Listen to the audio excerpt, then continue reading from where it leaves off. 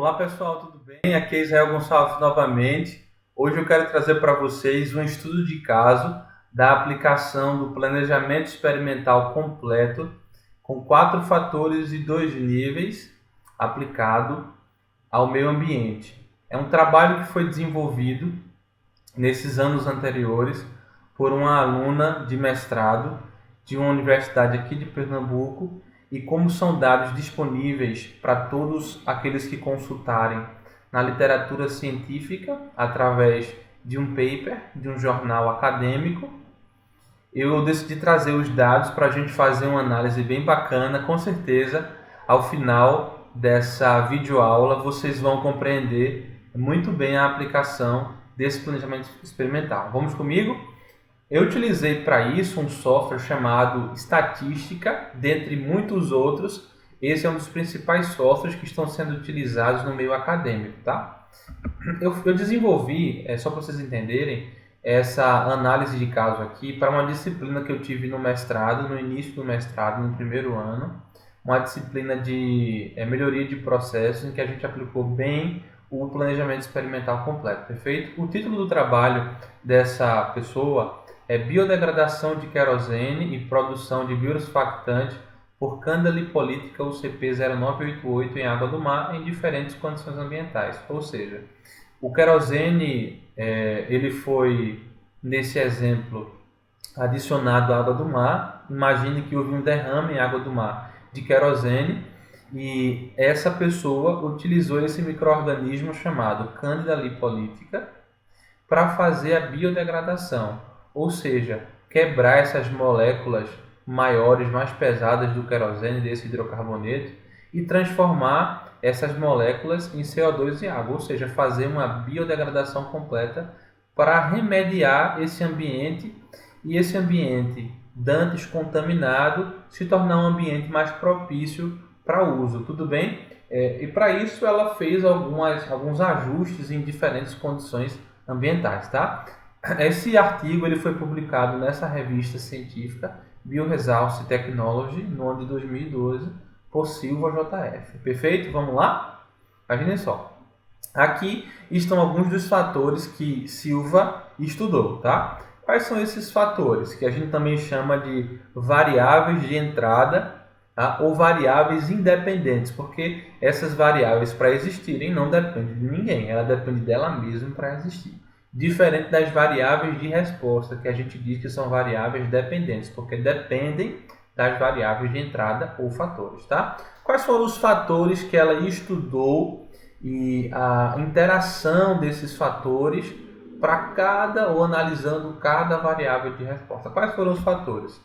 Ela utilizou a análise do pH inicial, a concentração de querosene, a concentração de sulfato de amônio e a concentração de fosfato monobásico de potássio, ou seja, 4 variáveis de entrada, e ela analisou ou ela estudou as circunstâncias dessas concentrações de variáveis de entrada nessas seguintes variáveis de resposta: pH final, salinidade, biomassa, tensão superficial, atividade de emulsificação. Ela mediu 2 atividades de emulsificação em substratos diferentes, tá? Então, ela estudou 4 fatores em algumas concentrações específicas que nós veremos a seguir, e ela estudou esse fenômeno buscando essas respostas, ou o comportamento dessas respostas, se baseando nesses fenômenos estudados, tá? Nesses 4 fatores que acabamos de ver, tudo bem?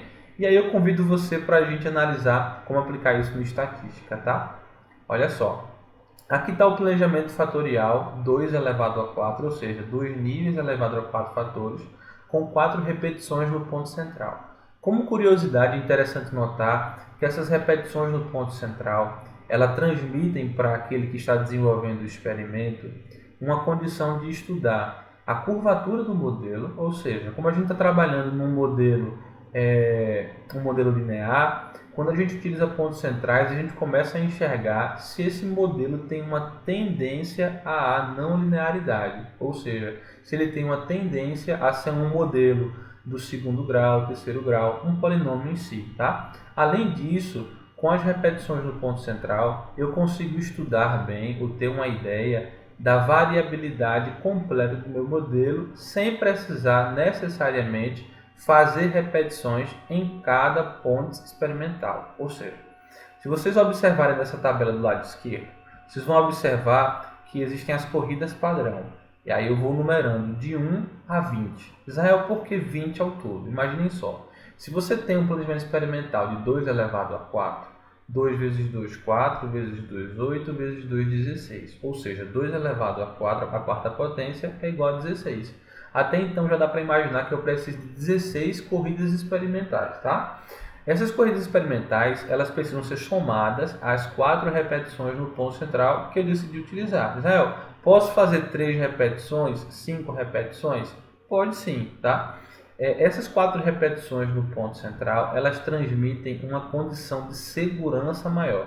Não apenas segurança em relação ao erro experimental, mas também segurança em relação à variabilidade total do modelo, como também a circunstância de segurança do próprio experimento. Porque imagina só que você faz algumas repetições, por exemplo, 3 repetições, e uma dessas repetições dá algum problema na hora do experimento. Você vai ter que refazer tudo. Então o ideal é sim você trabalhar com 4 repetições. Algumas pessoas trabalham até com 5 repetições, não tem problema nenhum, tá? Então aqui, gente, eu tenho ao todo 20 corridas experimentais, vocês já entenderam o porquê disso, tá? E vocês vão ver aí as concentrações de fosfato monobásico de potássio, sulfato de amônio, querosene e o pH inicial. Israel, como é que eu vou montar isso aí? Eu já falei para vocês em uma videoaula anterior, que eu vou colocar no link da descrição, em algum local aqui da tela, para você observar, voltar e entender como é que eu monto um planejamento experimental. Tudo bem? Mas após esse planejamento experimental montado, que o Estatística, como o Minitab, como qualquer outro software de estatística, já faz isso automaticamente sem você se preocupar, ele vai montar as corridas padrão do experimento, como essas que estão aí, tudo bem?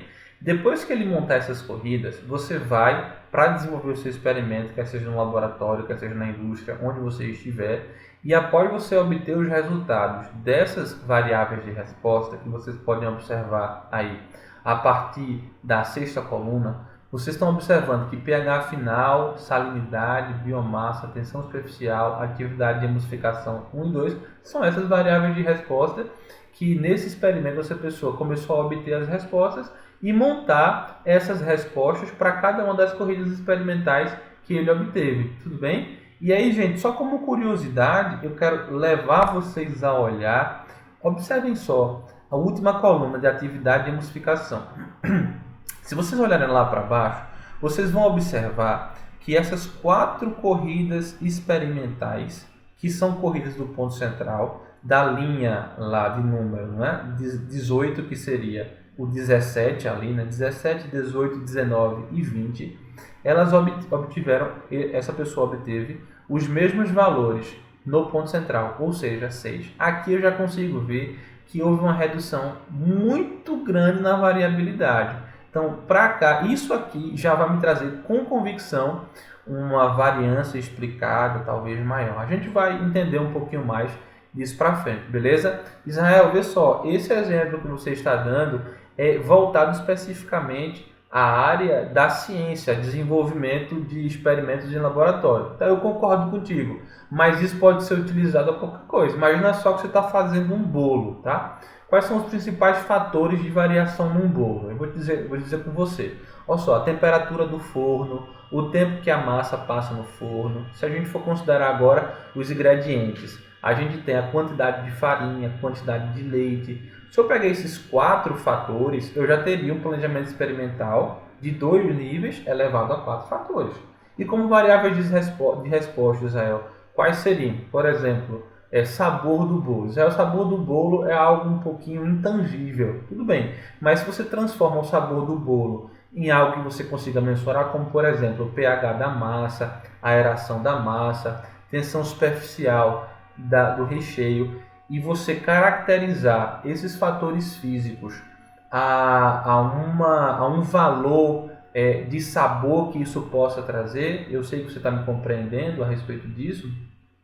com certeza a gente vai ter um experimento sendo desenvolvido dentro da sua casa com o objetivo de melhorar o bolo que você faz, o que a sua esposa faz, não sei, o seu marido faz. Você conseguiu entender? Tá? Isso aqui pode ser aplicado a qualquer coisa que você imaginar, tudo bem? Vamos dar continuidade aqui, tá? Então imagina só, dessas variáveis de resposta que eu acabei de citar, eu vou começar a analisar uma a uma com você. Vamos começar pelo pH final. pH final como variável de resposta. Todo modelo de planejamento experimental, ele traz consigo uma análise de variância, que a gente chama de ANOVA. ANOVA, basicamente, é uma tabela que vai me mostrar a variância do meu modelo e alguns valores característicos que eu preciso observar para entender se aquela variável de resposta ela foi bem explicada pelo meu modelo que foi formado. Tudo bem? Além da ANOVA, normalmente o planejamento experimental, quando bem construído, ele traz para a gente uma equação de regressão. Essa equação de regressão, se for o objetivo final da tua análise, o ideal é que, em vez de você desenvolver um planejamento experimental, você desenvolva uma regressão linear ou uma regressão múltipla para que você observe o modelo de correlação e você obtenha, assim, uma equação de regressão bem mais detalhada. O planejamento experimental, ele traz consigo, sim, também, quando bem construído, uma equação de regressão. Mas essa equação de regressão é trazida de presente, como um plus, como um a mais, tá? E não como uma obrigatoriedade detalhada. Perfeito? Conseguiu entender, tá? Então, de tudo aqui que você está vendo, o estatística especificamente, ele deixa em linha de cor vermelha aquilo que é significativamente estatístico ou estatisticamente significativo. Fica mais bem explicado assim, tá? Estatisticamente significativo. Que aí seria, no caso, o fator 4 pH inicial, juntamente com a interação entre o fator 2 e o fator 4, eles são estatisticamente significativos para a variável de resposta pH final. Conseguiu entender, tá? Basicamente é esta a ideia. Mas vamos continuar aqui, tá? Ao selecionar erro puro, os resultados melhoram no seguinte sentido: você ganha um pouco mais de informação. É por isso que o ideal é você adicionar que o termo de erro da ANOVA deve ser analisado pelo erro puro. Tudo bem? Então, gente, a análise de variância ou ANOVA, quando a gente dá uma olhada, a gente logo fica com dúvida, pensando que talvez seja uma coisa muito complexa quando não é. E é isso que eu trouxe para vocês aqui, que a estatística parece até um quadro escuro como esse. Ela já foi, mas não é mais. E por que não é mais? Porque a gente tem o p-value para analisar, a gente tem o R2, que é a variância explicada, tá? O coeficiente de correlação. A gente tem também o coeficiente de Fisher. Temos também o lack of fit, ou falta de ajuste. E temos o erro puro. Então, através dessas análises, a gente consegue observar realmente se esse modelo matemático proposto para explicar a variável de resposta é significativo ou não para a análise, perfeito? Se é importante ou se não é, basicamente seria isso, tá? E como é que eu observo essa ANOVA aqui para a variável de resposta pH final? Primeira coisa que eu posso observar é esse R² ou R quadrado, que eu observo aí que ele é 0,90009. Isso aqui seria 90%, tá? Então, quando eu vou observar essa variância explicada, que é 0,9000990%, isso aqui significa que o modelo de regressão proposto pelo analista explica 90% da variação dos dados observados, ou seja, 90% dessa resposta pH final, ela é explicada por aqueles fatores significativos que a gente já observou, que é o segundo fator e a interação entre o segundo e o quarto fator. Deu para entender? Ou seja, esse fator, com a sua influência individual, juntamente com a influência agrupada do fator 2 e do fator 4, eles explicam 90% da variabilidade dessa variável de resposta. Imagina só, é como se você tivesse um determinado segredo, tá? Um mistério, que você quer que ele seja revelado. Então, a partir do momento que você encontrou a chave que se chama fator 2 e a outra chave que se chama interação entre o fator 2 e o fator 4, essas duas chaves unidas, quando você colocou na fechadura e girou, ela conseguiu abrir aquela porta, abrir aquele mistério, aquele segredo em 90%. Faltou aí quase 10% para que todo esse segredo seja revelado. Então, se você encontra essas duas chaves, né, que abram uma porta ou 90% dela, você já tem uma excelente explicação. Tá? É isso que a variância explicada vai trazer para a gente, tudo bem? Além da variância explicada, essa análise da variância explicada, ainda mais detalhando para vocês, valores acima de 90% são considerados muito bons. Israel, qual é um valor que eu devo desconsiderar? Se você tem aí um valor de 70%, já é um valor que você tem que pensar se vale a pena continuar com ele. Mas isso vai depender muito da pesquisa que você está desenvolvendo. Porque às vezes a gente vai estar trabalhando com variáveis de resposta de complexa explicação. Então, em alguns casos, 70% de explicação já pode ser algo relevante, tudo bem? Normalmente em laboratórios ou quando a gente trabalha na indústria, no setor de pesquisa e desenvolvimento, o qual eu já tive a oportunidade também de dar o meu apoio, de participar, de entender e desenvolver projetos, a gente consegue observar que nesses lugares eles conseguem explicações em torno de 90% ou até mais. Na ciência propriamente dita, desenvolvimento de pesquisas e tecnologia, a gente consegue variância explicada em torno de 99%, tá? Então isso já é uma explicação muito bacana, mas a gente trabalha com uma série grande de fatores para explicar aquela determinada variável de resposta em condições laboratoriais controladas, tá? Qual é o significado? Exprime a capacidade do modelo em explicar a variação dos dados estudados, descrevendo o funcionamento do processo. Ou seja, quanto maior é o teu valor de variância explicada, mais convicção você vai ter de que aquele modelo de regressão matemático, né, que o mais baixo seria aquele AX mais B, que a gente conhece do modelo de regressão do primeiro grau. Esse modelo de regressão que vem com a análise de variância pelo planejamento experimental, ele já vai trazer para você que quanto maior esse R2, mais você vai estar explicando, ou seja, mais convicção você vai ter de que aquele modelo está explicando aquela variável de resposta, nesse caso o pH final, tá? Veja só, gente, se a gente parar para pensar, é uma coisa lógica, né? Porque o pH final ele tem que ser muito bem explicado pelo pH inicial, porque existe uma relação muito grande, porque ambos são potencial hidrogênio iônico. Então, isso já faz sentido, tá? E quando a gente analisa aqui o fator 2 com o fator 4, tá? A gente consegue observar que o pH inicial em si, junto com esse sulfato de amônio, ele, se a gente fosse fazer uma análise estequiométrica, a gente ia perceber que ao final essa solução, para os amantes aí da química, ela ficaria uma solução um pouco mais básica, tá bem, gente? Por quê? Porque aí vai haver uma liberação desse amônio, desse SO4. Então, dessa forma a gente conseguiria observar que esses dois unidos dariam a resposta ou seriam significativos estatisticamente para o pH final. Tudo bem? Gente, eu vou fazer só uma errata aqui agora, porque na minha explicação eu estava dizendo para vocês que foi o fator 2 individualmente junto com o fator 2 e 4, quando na realidade foi o fator 4 que foi estatisticamente significativo. Eu sei que vocês vão me entender, tá bom? Então, dando continuidade aqui, gente, além de observar esse valor de variância explicado, a gente também está observando agora o coeficiente de Fischer, tá? O que é que esse coeficiente de Fischer ele vai dizer para a gente?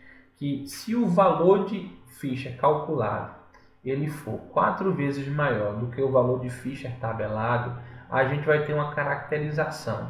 E que caracterização seria essa? É que, vamos observar aqui na próxima, a representatividade do fator e das interações em cada variável de resposta. O que seria essa representatividade? Tá? Quando eu tenho um valor de ficha, no caso, voltando aqui dois slides, tá? Quando eu obtive aqui valores de ficha, vocês vão estar observando aqui na quinta coluna, para o pH inicial, que é a linha 4, vocês estão observando lá 219.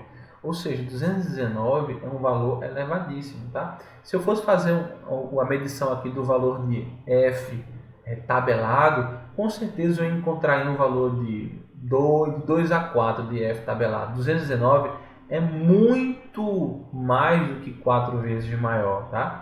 Então isso vai significar que esse pH inicial ele tem uma caracterização muito forte de representatividade para aquela variável de resposta, tá? Tendo a capacidade de tornar o modelo preditivo, além de aumentar a significância que seria esse valor de P, tá? O que é que seria tornar o modelo mais preditivo? O que seria predizer, na realidade? Predizer seria você conseguir informar algo de antemão, tá? Então, isso está mostrando que esse fator 4 e essa interação 2 e 4, eles têm a característica de gerar um modelo que é preditivo, ou seja, se você reutilizar um modelo, ele vai conseguir predizer bem. Imagina só que uma determinada pessoa observou que houve um derrame de querosene e ela quer usar as características e valores encontrados por esse estudante aqui de mestrado, Silva, tá?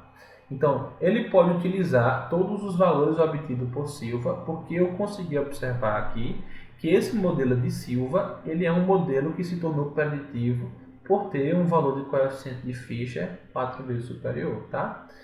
De onde é que vem esse 4 vezes superior, Israel?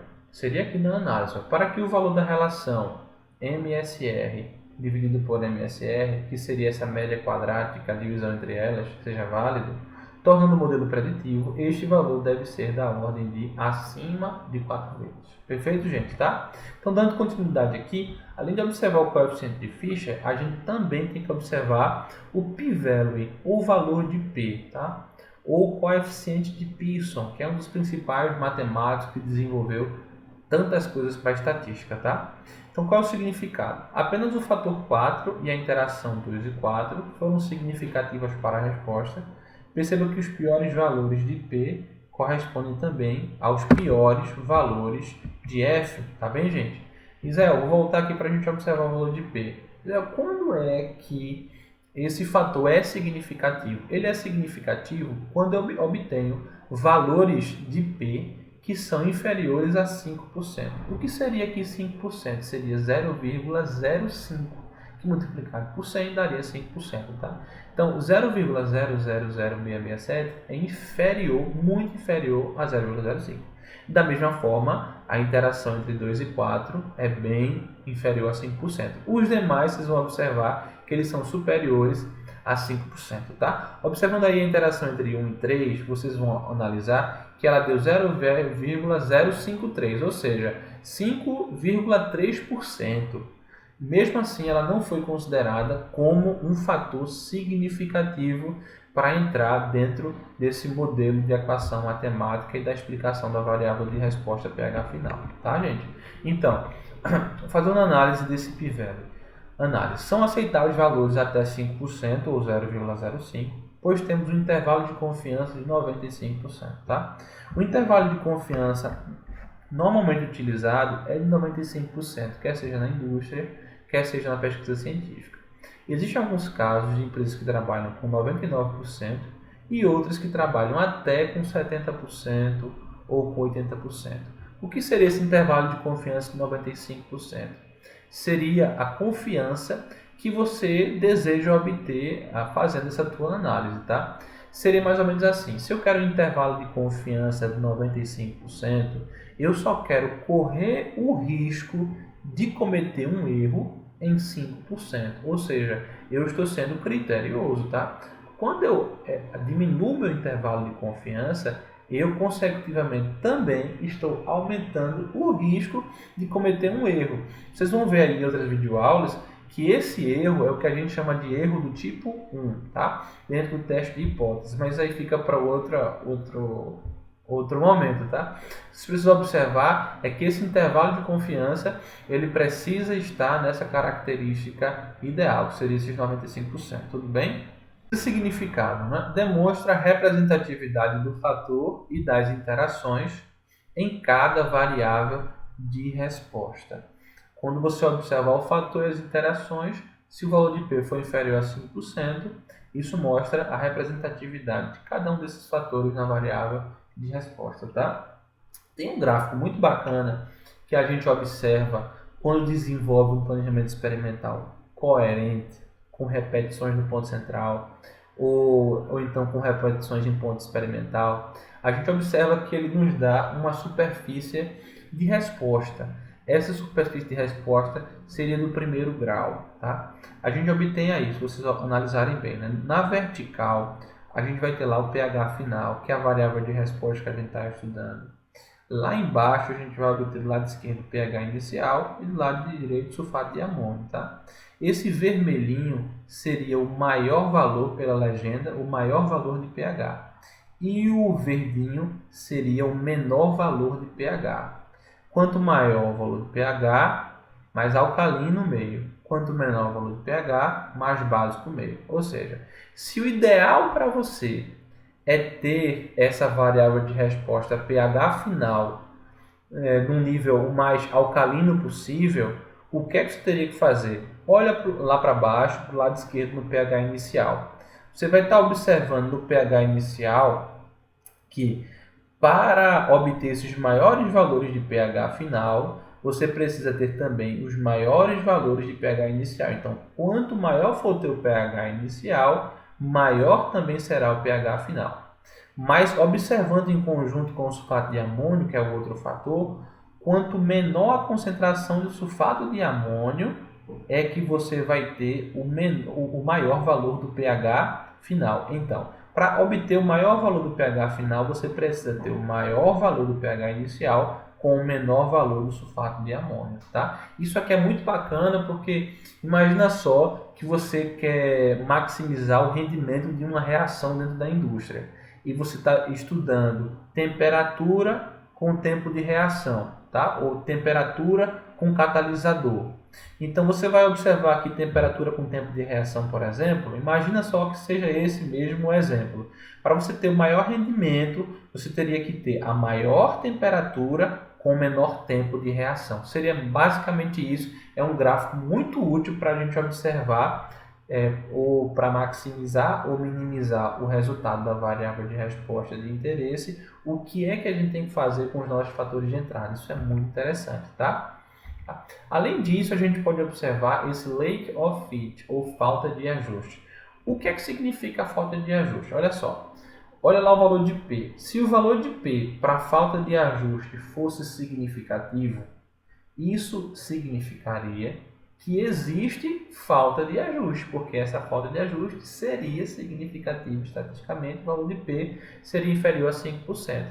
Se a falta de ajuste fosse significativa, é porque está tendo falta de ajuste, ou seja, o teu modelo não está bem ajustado aos dados que você encontrou. Os dados que você encontrou no mundo real está diferente do modelo. O modelo não conseguiu fazer um desenho, uma reta de regressão suficientemente boa para explicar o fenômeno. Logo, haveria falta de ajuste. Nesse caso em específico, não existe falta de ajuste, ou seja, se não tem falta de ajuste, se a falta de ajuste ela não é significativa, então ela não existe. Se não existe falta de ajuste, é porque o modelo está bem ajustado aos dados, perfeito? É isso que a falta de ajuste vai estar trazendo para a gente. O lack of fit. No software estatística, caso a linha lack of fit fique em vermelho, existe falta de ajuste, tá?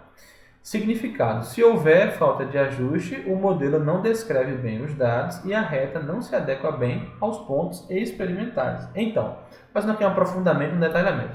Sem falta de ajuste, o valor esperado está alinhado com a média amostral de cada nível E nessa situação, dizemos que a falta de ajuste de um modelo linear praticamente não existe, pois a variação da amostra em torno da reta de regressão é o próprio erro aleatório devido a variações das observações das réplicas. Ou seja, até a condição de erro experimental vai ser uma condição bem diminuída, porque não existe falta de ajuste nenhuma. Já com falta de ajuste, a reta de regressão não se ajusta perfeitamente aos dados e existe uma variância grande em torno do ajuste equivocado. Tá bem, gente? Tá? E por último, é bacana a gente observar isso aqui, que é um gráfico que mostra para a gente os valores observados versus os valores preditos. Tá? O que seria o valor observado? Seria o valor que você encontrou quando foi desenvolver o teu projeto. Tá? Encontrou aqueles dados lá que você imputou na tabela. E o que seriam os valores preditos? São os valores que o modelo matemático que foi construído, a regressão que foi construída, ele vai informar de resposta. Então, quando você pega os valores observados e compara com os valores preditos, o ideal é que eles sejam em torno dessa linha vermelha. Quanto mais próximo da linha vermelha, mais ajustado vai estar o modelo. Quando você pega um modelo com falta de ajuste, ou seja, o valor de P para ele é significativo, você vai ver uma separação, um distanciamento muito grande entre esses pontos azuis, esses pontos experimentais, e essa linha vermelha, tá? Por último aqui, gente, também é bom observar o erro puro, tá? O erro puro, ele vai estar mostrando para a gente basicamente o seguinte, isso é bem bacana. Ele vai mostrar, no caso da pesquisa, se o analista que desenvolveu o trabalho possui ou não um bom domínio da técnica. E o que é aceitável em erro puro? Valores de até 5%. Até 5% significa que aquele que desenvolveu o estudo possui um domínio e após 5 existe uma variação aleatória em torno da reta ou do modelo de regressão. Perfeito, gente.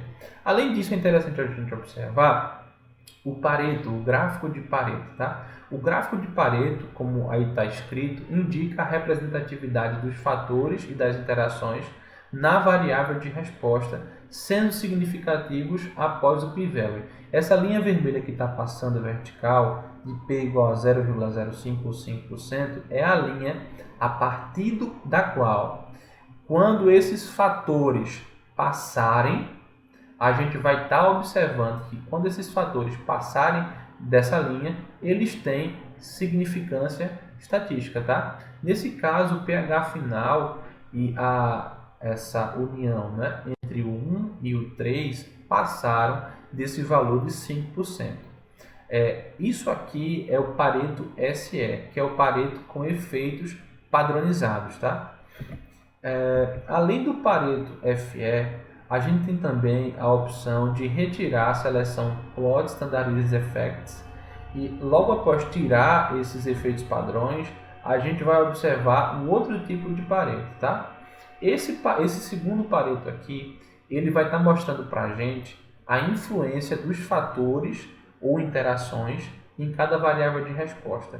E esse tipo de influência é um tipo de influência que traz para a gente a ideia de quantas unidades são acrescentadas ou retiradas na variável de resposta pela influência desses fatores. Vamos lá. Como exemplo aí, a variação do pH inicial corresponde a um acréscimo de 5,0775 unidades na variável de resposta pH final. Então, o que seria isso aqui? Quando eu sair do pH inicial, do nível menor para o nível maior, eu tive um incremento de 5,0774 na variável de resposta. Isso é algo lógico, sim, porque se vocês voltarem ou se vocês lembrarem, a gente fez aquele gráfico de superfície de resposta. A gente observou que quanto maior for o valor do pH inicial, maior será o valor do pH final, tá? Então, quando eu sair de um valor de pH inicial, que é o meu fator, do nível menor para o nível maior, eu estou aumentando o nível do pH inicial e isso está gerando um incremento, ou seja, um acréscimo de 5 unidades no pH final, tá? Esse Pareto sem esses efeitos padrões nos mostra isso, tá? E aqui a gente também vê essa interação entre 2 e 4. Como as influências das interações envolvendo o 4 e o pH inicial são pequenas, menos 1,6425, efetivamente, se variarmos positivamente essa variável de entrada, teremos um acréscimo na variável de resposta pH final. Ou seja, gente, se a gente observar essa influência do 2 com o 4, tá? Quanto maior for essa influência do 2 com o 4, isso vai estar produzindo um decréscimo, uma diminuição no pH final, perfeito? Então aqui, gente, a gente dando continuidade, entraria em outra variável de resposta que seria a salinidade. Como a gente já tratou detalhadamente a respeito do pH final, eu vou passar aqui a salinidade e as outras variáveis de resposta um pouco mais rapidamente, já que você tem condições de observar. Por último, o último, que é a atividade de emulsificação 2, eu vou deixar como exercício para você pensar, e aí você me traz uma resposta aqui embaixo na descrição do que é que seria, qual que seria a análise. Perfeito, gente? Tá? Salinidade, variável de resposta. Observando aqui, a gente tem um R2 75%, que não é tão elevado, então o modelo não foi tão capaz de explicar. Tá? A gente observa aqui também que o coeficiente de Fischer, nesse caso aqui, ele apresentou para esses fatores que foram significativos valores até bons, porque normalmente um F calculado, um F tabelado, está em torno aí de 3, 4, a depender. Eu vou até deixar também no link aqui como você calcular esse F tabelado, como é que você obtém isso aí, numa planilha no Excel bem simplesinha que eu preparei, tá? Então você observa aqui que os valores de F foram valores relativamente elevados, ou seja, a tudo que você montar aqui vai ter uma condição de predição boa, tá? Por último, os valores de P, você pode observar que alguns foram inferiores a 5%, dentre eles o mais significativo é essa concentração de fosfato, essa concentração de KH2PO4, tá? Foi a mais significativa, porque foi a que obteve o menor valor, né? Bem inferior a 5%. Aqui a gente tem a superfície de resposta, tá? A falta de ajuste do modelo, a gente conseguiu observar que, deixa eu voltar aqui, a falta de ajuste do modelo, ela não foi significativa, perfeito, então está bem ajustado aos dados, tá? Perfeito, está ajustado. O erro puro foi bacana. A gente também observa aqui o Pareto, né? Foram significativos esse fator 4, fator 1, a interação entre 1 e 3 e 1 e 4, porque passaram dessa linha vermelha. E aqui a gente observa os incrementos, tá, gente? Vocês podem observar aí com mais cuidado. A biomassa, a gente consegue observar que todos os fatores influenciaram bem a biomassa. Bacana isso, né? Contudo, a gente observa aí também uma falta de ajuste, tá? Como eu vi aí, gente, que está tudo bem detalhado e que a falta de ajuste ela é significativa, fica aí uma dica bacana, muito difícil vocês encontrarem isso na literatura, e é bacana vocês observarem, é que quando essa falta de ajuste deu significativa com tudo significativo, eu fui lá para cima, olha lá no fator, entrou um fator chamado curvatura, estão vendo aqui? A curvatura, ela também é significativa. O que é que isso mostra para a gente? É que a variável de resposta à biomassa, ela não vai ser bem explicada apenas por uma reta de regressão de primeiro grau, tá? Aqui, basicamente, está mostrando para a gente é que um modelo de curvatura, ou seja, um modelo de segundo grau ou um polinômio, vai explicar melhor isso. Isso aqui já mostra para a gente a necessidade de a gente aplicar um outro planejamento experimental que se chama planejamento de superfície de resposta, tá? Ou DCCR, que é delineamento do composto central rotacional, para a gente observar um novo modelo matemático que incorpore essa curvatura, perfeito? E a gente vai ter um valor de R2 bem mais elevado do que esse que foi mostrado para a gente aqui, perfeito? Então aqui você vê o valor de P, você vê também outras retas de regressão, tá? Aqui você observa que tudo foi significativo porque tudo passou dessa caracterização da linha vermelha, tá? Aqui a gente vai ver os incrementos também, tudo bem? Você pode até pausar o vídeo para observar. Assim, gente, aqui eu finalizei, eu nem fui até a atividade de emulsificação 2, mas fica aí. Você dá uma pausa no vídeo dessa última análise que a gente fez da biomassa e aí você vai ter mais condições.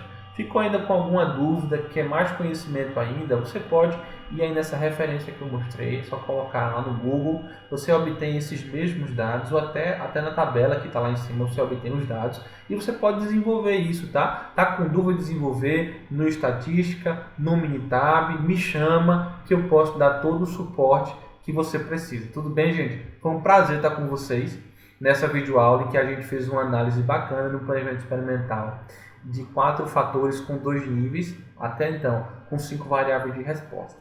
Eu vou fechar esse vídeo com uma curiosidade para você. Também se você chegou até aqui merece entender aí uma curiosidade bacana, tá? Israel, no mundo real, assim como nesse exemplo, a gente tem algumas variáveis de resposta que a gente quer controlar e melhorar, todas ao mesmo tempo. Ou seja, eu quero, nesse caso, ter o maior crescimento da biomassa, eu quero ter o menor valor de tensão superficial, ou seja, às vezes as variáveis de resposta elas não seguem a mesma tendência. Enquanto eu quero aumentar uma variável de resposta, eu quero ao mesmo tempo diminuir outra variável de resposta.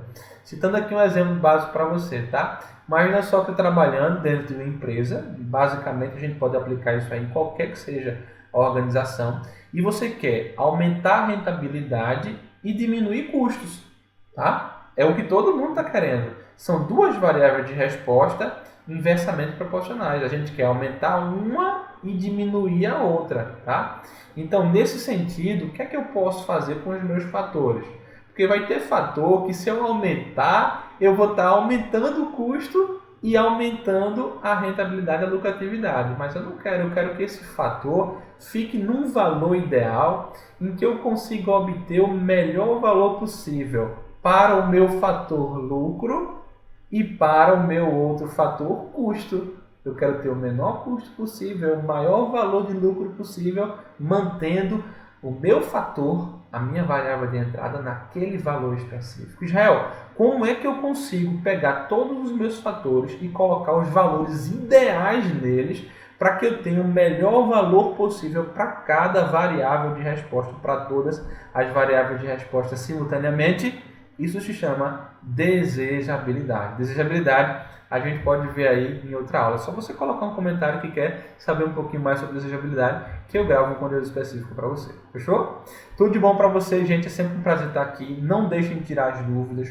Comentem aí, eu vou fazer o máximo para responder. Eu procurei fazer com que essa aula fosse extremamente instrutiva e intuitiva. Se gostou, é só você deixar o seu like aí e a gente continua desenvolvendo conteúdos bons e bacanas para a gente. Precisou de ajuda com o TCC, com a dissertação, com a tese, com a análise de dados, quer seja na indústria, quer seja em empresas comerciais, no laboratório, me chama que eu estou aqui para te ajudar. Forte abraço, tudo de bom, estamos juntos!